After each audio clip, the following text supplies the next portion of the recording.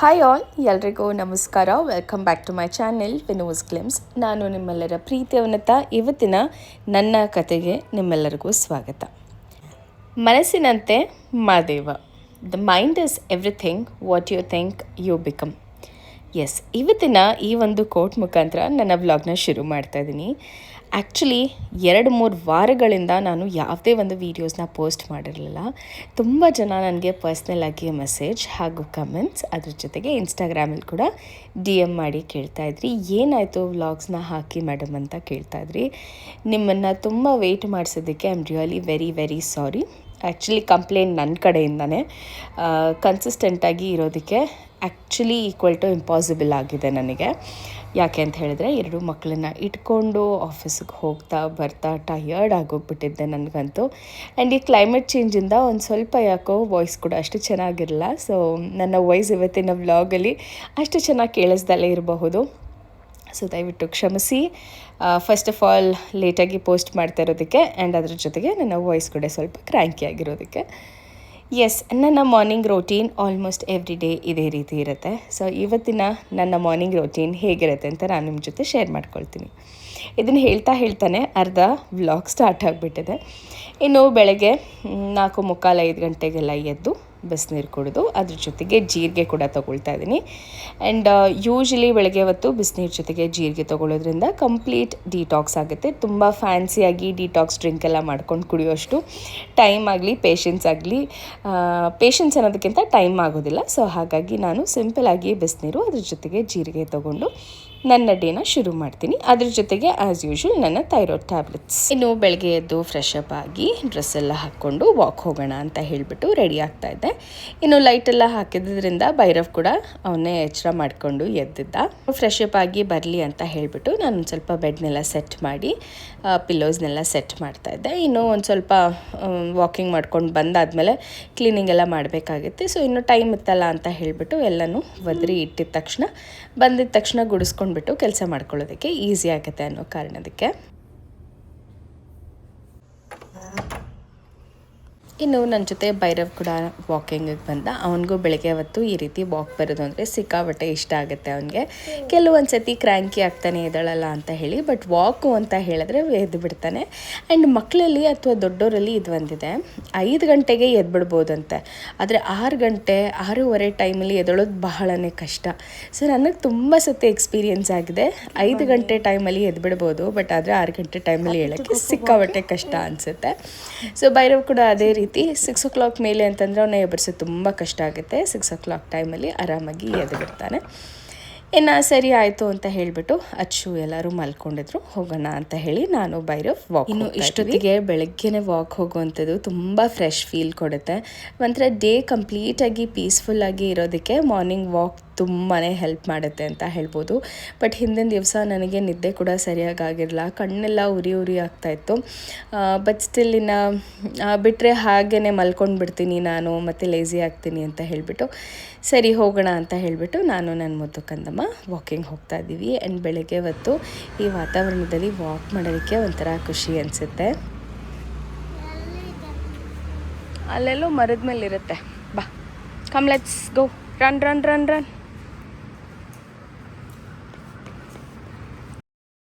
ಇನ್ನು ತುಂಬ ಹೊತ್ತು ವಾಕಿಂಗ್ ಮಾಡೋದಕ್ಕೆ ಅಥವಾ ಎಕ್ಸಸೈಸ್ ಮಾಡೋದಕ್ಕೆ ಟೈಮ್ ಇರೋದಿಲ್ಲ. ಬಿಕಾಸ್ ನಾನು ಹತ್ತತ್ರ ಒಂದು 5 o'clock ಹಂಗೆ ಎದ್ದಿದ್ದು, ಮತ್ತು ಎದ್ದು ಒಂಚೂರು ಫ್ರೆಶ್ ಅಪ್ ಆಗಿ ಒಂದು ಸ್ವಲ್ಪ ಹೊತ್ತು ಮೊಬೈಲ್ ನೋಡಿ ಎದ್ದು ರೆಡಿ ಆಗೋ ಅಷ್ಟೊತ್ತಿಗೆ ಆಲ್ಮೋಸ್ಟ್ 45 minutes ಆಗಿಬಿಡತ್ತೆ. ಮಕ್ಕಳು ವಾಕ್ ಬರ್ತಾರಾ ಅಂತ ಕೇಳ್ಬೋದು.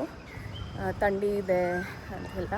ಬಿಕಾಸ್ ಡಿಸಿಪ್ಲಿನ್ ಅನ್ನೋ ಅಂಥದ್ದು ಇಷ್ಟೇ ಏಜ್ನವ್ರು ಮಾಡಬೇಕು ಅನ್ನೋಂಥದ್ದು ಏನಿಲ್ಲ ಅಲ್ವಾ. ಸೊ ಮಕ್ಕಳಿಗೆ ನಾವು ಇವಾಗಿಂದ ಹೇಗೆ ಕಲಿಸ್ತೀವಿ ಅವ್ರು ಅದನ್ನು ರೂಢಿ ಮಾಡ್ಕೊಳ್ತಾರೆ. ಯೂಶ್ವಲಿ ಎದ್ದೇಳೋಕ್ಕಿಂತ ಒಂದು ಅರ್ಧ ಗಂಟೆ ಬೇಗ ಎಬ್ಬರಿಸ್ಬೇಕಾಗತ್ತೆ. ಆ್ಯಂಡ್ ಅವ್ರಿಗೂ ಕೂಡ ಅದೊಂದು ರೊಟೀನ್ ಅನ್ನೋ ಅನ್ಸುತ್ತೆ ಸೆಟ್ ಆಗುತ್ತೆ. So they will also be active through out the day. So ಹಾಗಾಗಿ ಭೈರವ್ ಕೂಡ ಇದ್ದು ವಾಕ್ ಬಂದಿದ್ದಾನೆ. ಆ್ಯಂಡ್ ಇರ್ರೆಸ್ಪೆಕ್ಟಿವ್ ಆಫ್ ಅವ್ನು ವಾಕ್ ಮಾಡ್ತಾನೆ ಏನೋ ಅನ್ನೋದಕ್ಕಿಂತ ಇಡೀ ದಿವಸ ಆಡ್ತಾನೆ ಇರ್ತಾನೆ. ಬಟ್ ಬೇಗ ಎದ್ದೇಳೋ ಅಂಥದ್ದು ಪ್ರಾಕ್ಟೀಸ್ ಮಾಡೋದು ಮಕ್ಕಳಿಗೆ ಒಳ್ಳೆಯದು. ಇನ್ನು UKG ಇಷ್ಟೊಂದು ಪ್ರೆಷರೆಲ್ಲ ಬೇಕಾ ಅಂತ ಅಂದ್ಕೊಳ್ಬೋದು. ಸೊ ಇದು ಪ್ರೆಷರ್ ಅನ್ನೋದಕ್ಕಿಂತ ಹೆಚ್ಚಾಗಿ ಜೀವನದ ರೀತಿ ಅನ್ನೋವಂಥದ್ದು ನನ್ನ ಭಾವನೆ. ಸೊ ಹಾಗಾಗಿ ನನ್ನ ಮುದ್ದು ಕಂದಮ್ಮ ಜೊತೆ ನನ್ನ morning walk.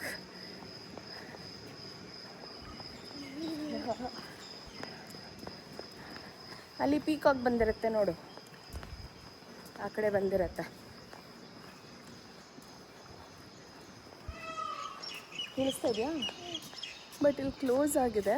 Come will give it A try, ಕಾಣಿಸುತ್ತಾ ಅಂತ. ಸೊ ಪೀಕಾಕ್ ಕಾಣಿಸಿದ್ರೆ ನಮ್ಮ ಪಾರ್ಕಿಂಗ್ ಏರಿಯಾಯಿಂದ ನೋಡುವ. ಸೌಂಡ್ ಕೇಳಿಸ್ತಾ ಇದೆ, ಕಾಣಿಸಿದ್ರು ಕಾಣಿಸ್ಬೋದು ಕೆಲವು ಸತಿ.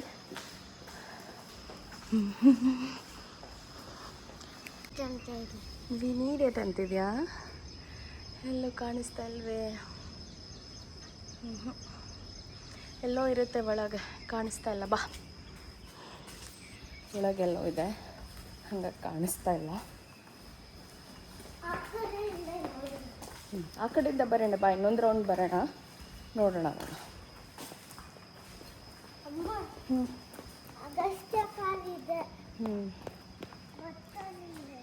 ಗೊತ್ತಿರಲಿಲ್ಲ ಕಂದ.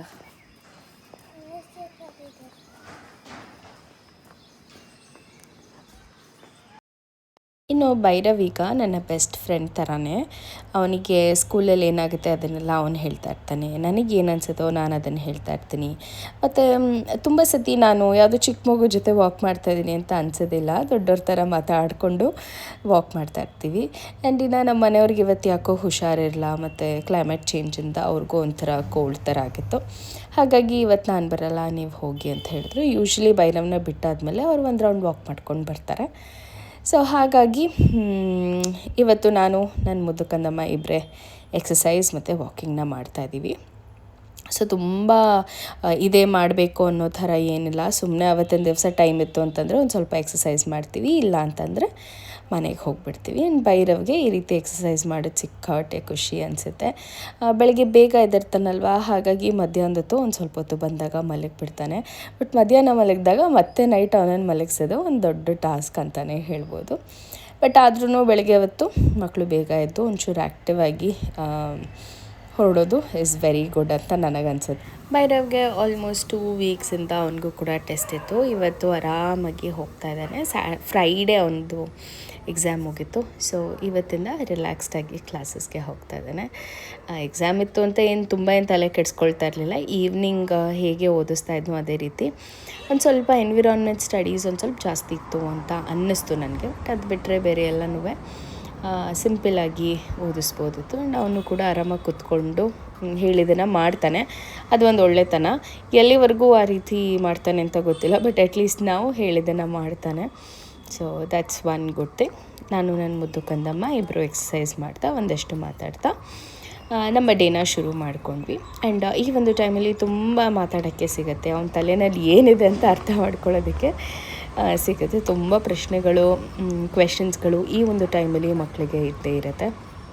ಅದಂದ್ರೇನು ಇದಂದ್ರೇನು ಅಂತೆಲ್ಲ. ಸೊ ಅದನ್ನು ಎಕ್ಸ್ಪ್ಲೋರ್ ಮಾಡೋದಕ್ಕೆ ಅವನಿಗೂ ಸಿಗುತ್ತೆ, ಇದನ್ನು ಎಕ್ಸ್ಪ್ಲೋರ್ ಮಾಡೋಕ್ಕೆ ನನಗೂ ಸಿಗುತ್ತೆ. ಸೊ ಕೆಲವೊಂದು ಸತಿ ನಾನು ಮರೆತಾಗ ಅವನೇ ನನಗೆ ಎಕ್ಸಸೈಸ್ ಹೇಳ್ಕೊಡ್ತಾ ಇದ್ದಾನೆ, ಜಂಪಿಂಗ್ ಜಾಕ್ಸ್ ಮಾಡುವ ಅಂತ ಹೇಳಿ.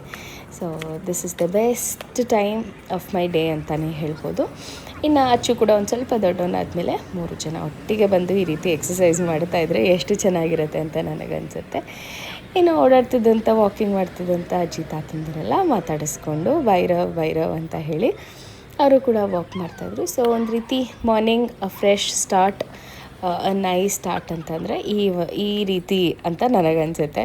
ಸೊ ನೀವು ಕಮೆಂಟ್ ಮಾಡಿ ಹೇಳಿ, ಎಷ್ಟು ಜನ ಈ ರೀತಿ ಮಕ್ಕಳ ಜೊತೆ ವಾಕಿಂಗ್ ಹೋಗಿ ಮಕ್ಕಳ ಜೊತೆ ಮಕ್ಕಳಲ್ಲಿ ಒಬ್ಬರಾಗಿ ಡೇನ ಸ್ಟಾರ್ಟ್ ಮಾಡೋದಕ್ಕೆ ಇಷ್ಟಪಡ್ತೀರಾ ಅಂತ ಹೇಳಿ.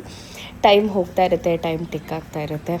ಬಿಕಾಸ್ ಸ್ಕೂಲ್ ವ್ಯಾನ್ ಇನ್ನೊಂದು 45 ಮಿನಿಟ್ಸಲ್ಲಿ ಬರುತ್ತೆ. ಇವನನ್ನು ಕರ್ಕೊಂಡು ಹೋಗಿ ರೆಡಿ ಮಾಡಿ, ಅಡುಗೆ ಮಾಡಿ, ತಿನ್ನಿಸಿ, ಬಾಕ್ಸಿಗೆ ಹಾಕಿ ಮಾಡೋ ಅಷ್ಟೊತ್ತಿಗೆಲ್ಲ ಟೈಮ್ ಆಗೇ ಬಿಡುತ್ತೆ. ನಾವು ಒಂದು ಸ್ವಲ್ಪ ಹೊತ್ತು ಎಕ್ಸಸೈಸ್ ವಾಕಿಂಗ್ ಎಲ್ಲ ಮಾಡಿಕೊಂಡು ವಾಪಸ್ ಮನೆಗೆ ಬಂದ್ವಿ. ಆ್ಯಂಡ್ ಇದಾದಮೇಲೆ ಒಂಥರ ಟೈಮ್ ನಮಗೆ ಹಾಗೆ ಟ್ರಿಗರ್ ಆಗ್ತಾ ಇರುತ್ತೆ. ಸೊ ಹಾಗಾಗಿ ಜಾಸ್ತಿ ಏನು ವ್ಲಾಗ್ ಮಾಡ್ಕೊಳ್ಳೋಕ್ಕಾಗಲಿಲ್ಲ. ಹಾಗಾಗಿ ಕಂಪ್ಲೀಟ್ ರೆಸಿಪಿ ಅಂತ ನಾನೇನು ಶೂಟ್ ಮಾಡಿಲ್ಲ. ಭೈರವ್ಗೆ ಚಪಾತಿ ಮತ್ತು ಗ್ರೇವಿ, ಯಾವುದೇ ಒಂದು ಚಪಾತಿ ಇದ್ದು ಒಂಚೂರು ಗ್ರೇವಿ, ಮಸಾಲ ಗ್ರೇವಿ ಥರ ಇತ್ತು ಅಂತಂದರೆ ಅವ್ನು ತುಂಬ ಇಷ್ಟಪಟ್ಕೊಂಡು ತಿಂತಾನೆ. ಸೊ ಹಾಗಾಗಿ ಮಶ್ರೂಮ್ ಇತ್ತು. ಸೊ ಮಶ್ರೂಮ್ ಮಾಡೋಣ ಅಂತ ಹೇಳಿ ಮಾಡಿದೆ. ಎಷ್ಟು ಟ್ರೈ ಮಾಡ್ತಾಯಿದ್ದೀನಿ ನಾನಿಲ್ಲಿ ಸೆಟ್ ಮಾಡೋದಕ್ಕೆ, ಸೆಟ್ಟೇ ಆಗ್ತಾ ಇರಲಿಲ್ಲ ಕ್ಯಾಮ್ರಾ. ಸರಿ ಆಯಿತು ಅಂತ ಹೇಳಿಬಿಟ್ಟು ಮಾಡೋಣ ಅಂತ ಹೇಳಿ ಫೈನಲ್ ಡಿಶ್ನ ತೋರಿಸಿ ಭೈರವ್ನ ಸ್ಕೂಲಿಗೆ ಕಳಿಸಿ ಬಸ್ ಹಚ್ಚಿ ವಾಪಸ್ ಬಂದು ಮುನ್ನ ಸ್ಕೂಲಿಗೆ ಕಳಿಸಿದ್ದಾಯಿತು. ನಮ್ಮ ಮನೆಯವರು ಹಾಲು ಮೊಸರು ತೊಗೊಂಡು ಬರೋಕ್ಕೆ ಹೋಗಿದ್ದಾರೆ. ಈಗ ಮನೆಗೆ ಹೋಗಿ ಚಿಕ್ಕದ್ರದ್ದು ಕೆಲಸ ಸ್ಟಾರ್ಟ್ ಆಗುತ್ತೆ ನನಗೆ. ಸೊ ಇದೇ ರೀಸನ್ಗೆ ನನಗೆ ಕಂಟಿನ್ಯೂಸ್ ಆಗಿ ಕನ್ಸಿಸ್ಟೆಂಟಾಗಿ ಬ್ಲಾಗ್ ಮಾಡೋಕ್ಕಾಗ್ತಾ ಇರಲಿಲ್ಲ. ಸೊ ಎಸ್ ಹಾಲು ಮೊಸರು ತೊಗೊಂಡು ವಾಪಸ್ ಬರ್ತಾಯಿದ್ದೀನಿ. ಟೈಮ್ ಹತ್ತತ್ರ 7:30 ಆಯಿತು. 7:35 ವ್ಯಾನು. ಸೊ ಅವನ್ನ ಕಳಿಸಿ ಈಗ ಮುದ್ದು ಕಂದಮ್ಮ ಅಳ್ತಾ ಇದ್ದ ಅವನು. ನಾನು ಬರ್ತೀನಿ ಅಂತ ಅವನು ಆಲ್ರೆಡಿ ಎದ್ಬಿಟ್ಟಿದ್ದ. ಬೆಳಗ್ಗೆ ಎದ್ದು ಎಲ್ಲರೂ ಸೌಂಡ್ ಮಾಡ್ತಾ ಇರ್ತೀವಲ್ಲ, ಹಾಗಾಗಿ ಅವನು ಎದ್ದೇಳ್ತಾನೆ. ಸೊ ಈಗ ಚಿಕ್ಕದಕ್ಕೆ ಹೋಗಿ ಹಾಲು ಕುಡಿಸಿ ಅವನನ್ನು ಮಲಗಿಸಿ ನಾನು ರೆಡಿಯಾಗಿ ಹೋಗೋಷ್ಟೊತ್ತಿಗೆ ನನ್ನ ಅರ್ಧ ದಿವಸ ಆಲ್ರೆಡಿ ಕಂಪ್ಲೀಟ್ ಆಗಿಬಿಡುತ್ತೆ ನನ್ನ ಮಾರ್ನಿಂಗ್ ರೊಟೀನಲ್ಲಿ. ಸೊ ಎಸ್ ಬನ್ನಿ ಇವಾಗ ಸೆಕೆಂಡ್ ಇನ್ನಿಂಗ್ಸ್ ಈಗ. ಇನ್ನು ಅಚ್ಚುಗೂ ಕೂಡ ಯಾಕೋ ಸ್ವಲ್ಪ ಕೋಲ್ಡ್ ಆಗಿತ್ತು. ಆಲ್ಮೋಸ್ಟ್ 3-4 ಡೇಸಿಂದ ಅವನಿಗೂ ಕೂಡ ಮೂಗಲ್ಲಿ ರನ್ನಿಂಗ್ ನೋಸ್ ಇದೆ ಆ್ಯಂಡ್ ಸರಿಯಾಗಿ ತಿಂತಾ ಇಲ್ಲ, ಕಿರಿಕಿರಿ ಮಾಡೋದು ಆ್ಯಂಡ್ ನೋಸ್ ಬ್ಲಾಕ್ ಆಗುತ್ತಲ್ಲ, ಹಾಗಾಗಿ ಅವನು ತೊಡೆ ಮೇಲೆ ಮಲ್ಕೊಳ್ಬೇಕು ಅಂತ ಎಕ್ಸ್ಪೆಕ್ಟ್ ಮಾಡ್ತಾನೆ. ಇನ್ನು ಬೆಳಿಗ್ಗೆ ಕೂಡ ಎದ್ದಿದ್ದ, ಅವನಿಗೆ ನಿದ್ದೆ ಇತ್ತು ಕಣ್ಣಲ್ಲಿ, ಬಟ್ ಸ್ಟಿಲ್ ಅವನು ಸೌಂಡಿಗೆ ಎದ್ಬಿಟ್ಟ. ಹಾಗಾಗಿ ಸರಿ ಆಯಿತು, ಎದ್ದಿದ್ದಾನೆ ಹೇಗೂ. ಫ್ರೆಶ್ ಅಪ್ ಮಾಡಿ ಅವನಿಗೆ ಡೈಪರ್ ಚೇಂಜ್ ಮಾಡಿಸಿ, ಡ್ರೆಸ್ ಎಲ್ಲ ಚೇಂಜ್ ಮಾಡಿಸಿ, ಒಂದು ಸ್ವಲ್ಪ ಹಾಲು ಕುಡಿಸಿ, ಇನ್ನು ಚಪಾತಿ ಇತ್ತು, ಚಪಾತಿ ಮಾಡಿದರು ಅಮ್ಮ. ಚಪಾತಿ ಒಂದು ಸ್ವಲ್ಪ ತಿನ್ನಿಸ್ಬಿಟ್ಟು ಮಲಗಿಸಿದ್ರೆ ಮಲ್ಕೊಳ್ತಾನೆ ಅಂತ ಹೇಳಿಬಿಟ್ಟು ಅವನಿಗೆ ಕೂಡ ನೀಟಾಗಿ ತಲೆ ಬಾಚ್ತಾ ಇದ್ದೀನಿ. ಸೊ ಎಸ್, ನನ್ನ ಮುದ್ದು ಕಂದಮ್ಮ ಹೇಗೆ ಟೈಮ್ ಹೋಗುತ್ತೆ ಬೆಳಗ್ಗೆ ಹೊತ್ತು ಅಂತ ಗೊತ್ತಿಲ್ಲ, ಎಷ್ಟು ಬೇಗ ಇದ್ರೂ. ಇನ್ನು ಹಿಂದಿನ ದಿವಸ ಮಲಗೋದು ಕೂಡ ಲೇಟಾಗಿತ್ತು. ಸುಮ್ಮನೆ ಹಾಗೆ ಫೋನ್ ನೋಡ್ತಾ ಟೈಮ್ ಆಗೋಗ್ಬಿಟ್ಟಿತ್ತು. ಮತ್ತು ಅಚ್ಚು ಕೂಡ ಎದ್ಬಿಟ್ಟ, ನಿದ್ದೆ ಕೂಡ ಸರಿಯಾಗಿ ಆಗಿರಲಿಲ್ಲ.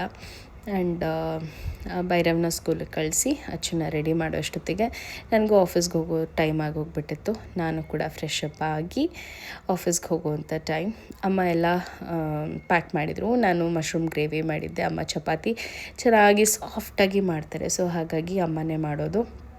ಆ್ಯಂಡ್ ನಾನು ಕೂಡ ಆಫೀಸಿಗೆ ಸಿಂಪಲ್ಲಾಗಿ ನನ್ನ ಕಾಟನ್ ಸ್ಯಾರಿನ ಉಟ್ಕೊಂಡು ರೆಡಿಯಾಗಿದ್ದೀನಿ. And yes, it's time to go. ಇದಾಗಿತ್ತು ಇವತ್ತಿನ ವ್ಲಾಗ್.